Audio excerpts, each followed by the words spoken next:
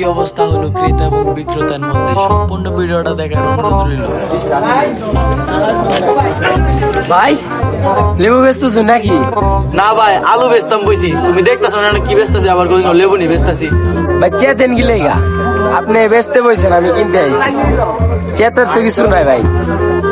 চেত মুনা কি করবো মিয়া, দেখতেছো তুমি তুমি কিনতারবা। তুমি যে কইলা আমি বেচতে আইছি, তুমি কিনতে আইছো, তোমার লাগান বেটা এগুলি কিনতারবা। ভাই যা হয়েছে বাদ দেন, কত করে বেচতেছেন হেডা কর। আপনার কি নানু আছে? ভাই আছে তো, নানি দিয়ে আপনি কি করবেন? আপনার নানির গয়না গাড়ি থাকলে এডি স্বর্ণকারের দোকানে যে বন্ধক দেন, দিয়া পরে লেবু কিনতে আইন মিয়া। কি কোন মিয়া, কত করে বেচতেছেন আপনি?